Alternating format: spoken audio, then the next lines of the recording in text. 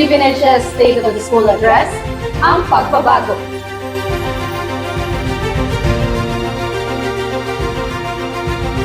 Isa ang mataas na paaralan ng Tropical Village na sinubok at hinamon man ng mga limitasyon at sitwasyon ay hindi nagpatinag at nagpadaig bagkus na bukas ng maraming oportunidad upang pagyabungin ng paaralan ang mga programa, proyekto at aktibidad na tutugon sa mandato ng DepEd. Matatag, bansang makabata, batang makabansa.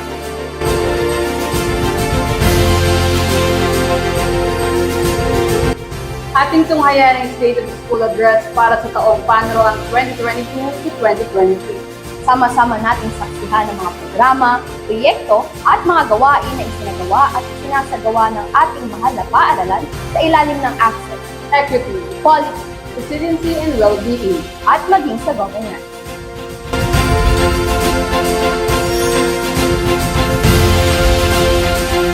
Ang ating paaralan ay nagpatupad ng iba't ibang proyekto at programa na tutugon sa mandato ng DepEd. Walang batang maiiwan.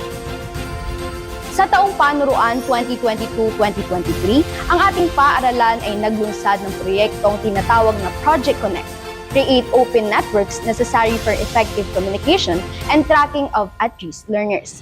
Layo ng proyektong ito na matrack ang estado ng mga mag-aaral sa kanilang pag-aaral upang mabigyan sila ng kaukulang interbensyon.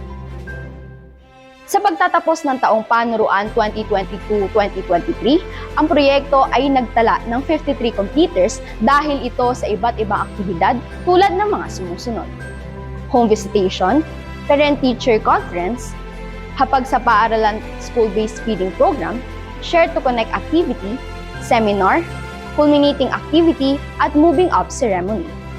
Ang ating paaralan rin ay isa sa mga mataas na paaralan sa lungsod ng General Trias ang naglunsad ng ALS, Alternative Learning System, upang maabot ang mga OSY o Out of School Youth na kung saan mayroong 85 ALS learners ang ating nasagip at natulungan.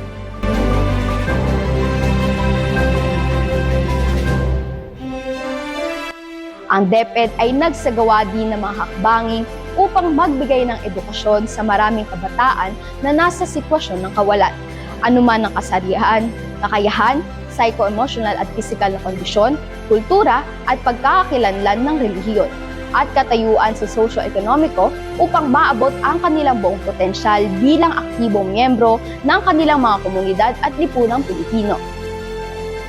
Kaya naman bilang tugon sa programang ito, ang mataas na paaralan ng Tropical Village ay naglunsad na at nagpatupad ng mga sumusunod na proyekto.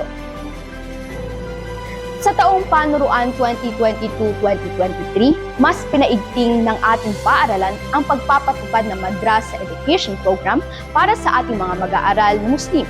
Batay sa datos, mayroong kabuuang 96 na mag-aaral sa Muslim ang nakatala sa MEP na kung saan mayroong 12 MEP completers. Nagsagawa rin ng iba't ibang aktibidad at proyekto ang ating paaralan sa mga mag-aaral nating Muslim. Kabilang dito ang mga sumusunod: oryentasyon sa mga Muslim na mga magulang at mag-aaral noong October 7, 2022. Signages sa palibot ng paaralan na may mga Arabic translations. Ayerka para sa mga teaching at non-teaching personnel. Alive classes para sa mga non-Muslim na mag-aaral. Musabaka at moving up ceremony. Ang paaralan din ay nagpatupad ng proyekto at mga aktibidad para sa mga mag-aaral na may kapansanan o LWDs. Sa pagtatapos ng taong panuruan, mayroong 12 na mag-aaral ang sumailalim sa IEP o Individualized Education Plan kung saan sila ay binibigyan ng mga special support services para patuloy silang matulungan sa kabila ng kanilang kapansanan. Nagkaroon din ng seminars para sa mga LWDs at PWDs.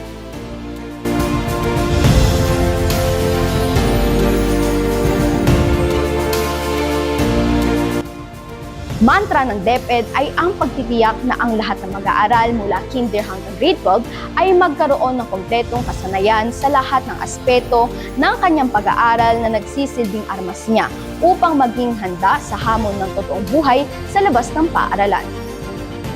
Sa pagtatapos ng taong panuruan 2022-2023, base sa datos ng LIS, nakapagtala ang ating paaralan ng kabuuang bilang ng mga mag-aaral na 1,388. Upang mapaigting ng ating paaralan ang paghahatid at pagbibigay ng iba't ibang learning resources, ang ating paaralan ay naglunsad ng TVNHS Learning Resource Portal, lr.tropicalvillagenhs.com, kung saan maaaring ma-access ng mga guro, mag-aaral, ang mga kinakailangan nilang learning materials sa kanilang pagtuturo at pag-aaral. Bukod sa pagbibigay ng mga dekalidad na learning materials at resources sa ating mga Tropicalian learners, ang ating paaralan ay nagsagawa din ng iba't ibang gawain sa iba't ibang asignatura upang mas lalong mahasa ang kanilang kasanayan at talento. Ang ating mahal na paaralan ay naglunsad ng iba't ibang culminating activities na nakaangkla sa MELT ng bawat learning subject. Sa taong panuruang ito, ipinatupad ang proyektong tututok sa pagbasa at pagbilang ng mga Tropicalian learners. Dahil dito, inilunsad ang mga sumusunod na proyekto: Project Sinulid Star ng English, Project Back to Square One ng Matematika, at Project Sinulid Sikap ng Filipino. Base sa datos, mayroong 13 mula sa 54 na mag-aaral na kabilang sa Sinulid Star ang umangat ang antas ng pagbabasa. 18 mula sa 38 na mag-aaral ang kabilang sa Sinulid Sikap at 13 mula sa 112 na mag-aaral naman ang kabilang sa Project Back to Square One ang umangat sa level sa 4 fundamental operations. Ang nasabing datos ay resulta ng mga aktibidad na ginawa ng ating paaralan tulad ng mga sumusunod: culminating activities, provision of snacks, at moving up ceremony. At dahil sa iba't ibang aktibidad na inilunsad ng ating paaralan, hindi may kakailan na ipinamalas ng ating mga Tropicalian learners ang kanilang talino, tikas at tapang sa iba't ibang kompetisyon na kanilang sinalihan, mapa cluster man o international contests.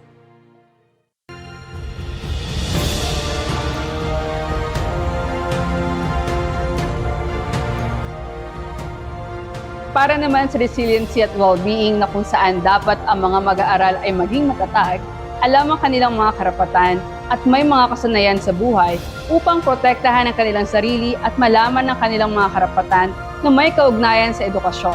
Mula sa DepEd at iba pang mga organisasyon upang itaguyod ang kapakanan ng mga mag-aaral habang nalalaman ang kanilang mga responsibilidad bilang individual at bilang miyembro ng lipunan. Bilang tugon rito, ang ating paaralan ay nagsagawa ng mga sumusunod. Upang mapangalagaan at protektahan ng kalusugang pangkaisipan at psychosocial ng mga mag-aaral, naglunsad ang ating paaralan ng Mental Health Check Charter. Ang ating paaralan ay mas pinalawig din ang pagpapatupad ng WINS o Washing Schools sa pamamagitan ng mga sumusunod na aktibidad: paglalagay ng 3 lavatory sinks, pag-install ng 10 toilet bowls para sa mga CR ng mag-aaral, pagkakaroon ng mga trash bin sa bawat sulok ng paaralan, pag-install ng mga bagong mga pasilidad sa paghuhugas ng kamay, pamamahagi ng safety health kit sa mga guro at mag-aaral. Inilunsad din ang ating paaralan ng school-based feeding program na kung saan ay mayroong 45 na mag-aaral ang nabigyan ng masustansyang pagkain araw-araw, sa tulong na rin ng mga stakeholders na nagbigay ng donasyon at tulong para sa proyektong ito. At dahil sa mga nabanggit na aktibidad, ang paaralan ay nagkakuha ng Level 2 star sa pagtatapos ng taong panuruang 2022 to 2023. Gayun din, ang ating paaralan ay nagsagawa ng aktibidad sa ilalim ng SDRRM gaya ng earthquake drills upang masiguro ang kaligtasan ng ating paaralan at masigurong namomonitor natin kahit tayo ay wala. Naglaan ang ating paaralan gamit ang school MOOE para sa repair installation ng CCTV cameras. Nagkabit rin ng mga safe and healthy protocol signages sa iba't ibang sulok ng paaralan. Nagsagawa rin ng seminar para sa mga mag-aaral at guro ukol sa fire protection. Katuwang naman ang lokal na pamahalaan ng Barangay San Francisco sa pamumuno ng ating butihing Kapitan Eduardo Umali at ng pamunuan ng Tropical Village Homeowners Association sa pamumuno ni TV HOA President Mr. Alberto Añano ang pagtitiyak ng seguridad ng mga mag-aaral na pumapasok at lumalabas sa ating paaralan sa pamamagitan ng pagtatalaga ng mga barangay tanod at TV HOA personnel sa gate ng ating paaralan maging sa eskinita na dinadaanan ng ating mga mag-aaral. Sinisimulan na rin ang pagpapatayo ng school exit gate sa tulong ng ating barangay chairman, Kapitan Eduardo Umali, katuwang ang lahat ng barangay officials ng Barangay San Francisco.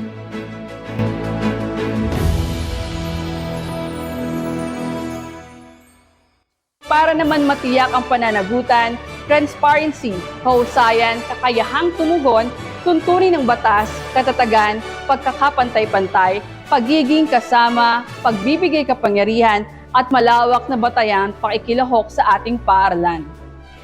Sa taong panuroang 2022 to 2023, maraming guro ang mga na-promote at na-reclass, kabilang dito ang mga sumusunod na positions. Binigyang pugay din ng ating paaralan ang mga guro na nagpamalas ng kanilang husay at dedikasyon sa pagtuturo. Pinalawig din ang kaalaman ng mga guro sa larangan ng research, na kung saan 2 sa mga research proposal ng ating paaralan ang nakapasok sa BERF. Mas pinaigting rin ang pagsasagawa ng mga LAC sessions, seminars, FGDs, collegial discussions ng mga guro upang mas pag-ibayuhin at mahasa ang kanilang kaalaman at kakayahan sa pagtuturo. Sa taong din ito, mas pinalawig ang pagsasagawa ng SMEA o ang School Monitoring Evaluation and Adjustment, PIR o ang Program Implementation Review na naglalayong matutukan ng mga programa at proyekto ng ating paaralan upang mabigyan ng sapat na rekomendasyon at adjustments. Sa pangunguna rin ng ating punong guro Dr. Mark Aaron P. Creyus, ang pagpapaigting ng contextualized data management system ng TVNHS portal kung saan ma-access ang lahat ng mga dokumento under access, quality, equity, at governance. Sa pamamagitan nito ay madali ang naipapasa ng mga guro ang kanilang report at mabilis na nakikita ang kanilang mga documents na hindi na kailangang hingiin sa iba't ibang guro. Gayun din ang paglulunsad ng Tropical News Center at TVNHS official YouTube channel na naglalayong maihatid sa mga mag-aaral, magulang at iba pang stakeholders ang mga kaganapan sa ating paaralan. Pinalakas din ang TVNHS official FB page na mayroong 6,000 followers. At bilang pasasalamat sa ating mga stakeholders na patuloy na umaagapay sa paaralan, ay patuloy ang aming pagpapadala ng thank you card.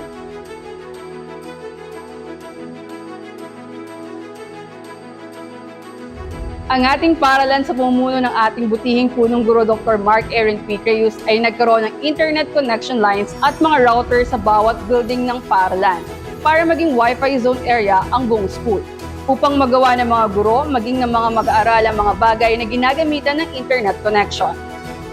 Gamit ang school MOE at canteen fund, ang paaralan ay nakapaglagay ng 56 wall fans, 10 stand fans, 14 units of 32-inch TCL TVs, 1 unit of 43-inch TCL TV. Nabigyan rin ng mga guro ng kinakailangan nilang mga printers, HDMIs, at iba pang gamit na kailangan nila sa kanilang pagtuturo. Pinaganda at sinaayos din ng AVR, SBM Center, classrooms, administration rooms, comfort rooms, wash areas ng ating paaralan. Sa taong panuroan din ito sa tulong ng pamahalaang lungsod ng General Trias sa pangunguna ng former congressman na ngayon ay ating City Mayor Luis A. Ferrer IV at pagpapatuloy ng ating kasalukuyang Congressman Antonio Oni Ferrer, katuwang lokal na pamahalaan ng General Trias, natapos ang school covered court na ngayon ay ginagamit na ng mga mag-aaral at mga guro sa kanilang mga outdoor learning activities. Pinangunahan naman ng pamunuan ng SPTA sa pamumuno ni Ginang Renalyn Logon ang pagpapatayo ng comfort rooms na mula sa nalikom na mga voluntary dues ng mga mag-aaral. Mapalad din ang ating paaralan dahil isa tayo sa mga bibiyayaan ng 4-story with 12 classroom building sa tulong ng pamahalang lungsod ng General Trias sa pangunguna ng ating butihing City Mayor Luis A. Ferrer IV, katuwang ang ating City Vice Mayor Jonas Glyn P. Labugen at lahat ng mga sangguniang panlungsod. Gayun din ang pagkakaroon ng 4-story 8 classroom building na popondohan ng Basic Education Facilities Fund mula sa inisyatibo ng ating Congressman Antonio Oni A. Ferrer at sa patuloy na suporta ng SDO General Trias City sa pangunguna ni Dr. Daisy Z. Miranda, CESO 5.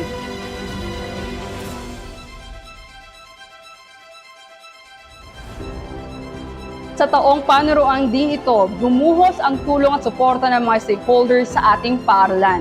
Bunsod ito ng proyektong inilunsad ng paaralan, ang One Teacher, One Partner Project.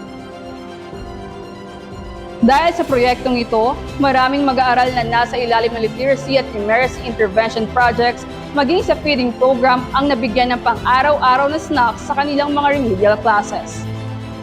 Mayroon ding mga external stakeholders gaya ng mga sumusunod ang nagpaabot ng kanilang tulong sa pamamagitan ng pag-donate ng mga reference material na magagamit ng mga mag-aaral sa kanilang pag-aaral.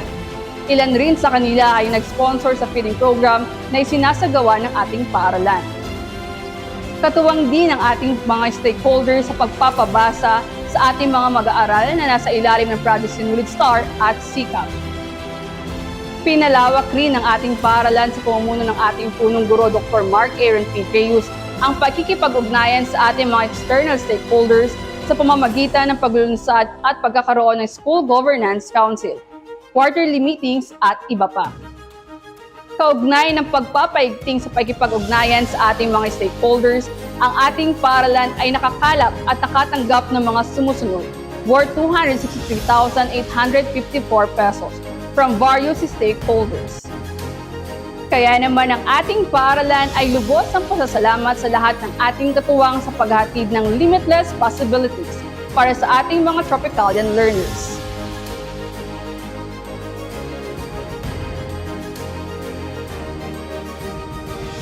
Ang mataas na paaralan ng Tropical Village ay patuloy na tumutugon at tutugon sa hamon ng DepEd sa pamamagitan ng patuloy na pagsasagawa ng mga programa, proyekto at gawain na nabanggit. Katuwang ang 1,388 Tropicalian learners, 65 teaching and non-teaching personnel, SDO General Trias City sa pangunguna ng ating Schools Division Superintendent Dr. Daisy C. Miranda, Assistant Schools Division Superintendent Dr. Luwalhati O. Cadavedo, lalo't higit sa ating pangunahing stakeholder, ang pamahalang lungsod ng General Trias sa pangunguna ng ating Congressman Honorable Antonio A. Ferrer, City Mayor Honorable Luis Jonjon A. Ferrer IV, City Vice Mayor Honorable Jonas Glyn P. Labugen, at lahat ng mga sangguniang panlungsod. Gayon din ang mga barangay official sa pangunguna ni Barangay Chairman Honorable Eduardo Umali ng Barangay San Francisco at lahat ng Barangay Kagawad, SPTA officers, Homeowners Association ng Tropical Village sa pangunguna ni President Alberto Añano, mga magulang, at iba pang external stakeholders. Ang mataas na paaralan ng Tropical Village ay patuloy na maghahatid ng limitless possibilities para sa ating mga Tropicalian learners.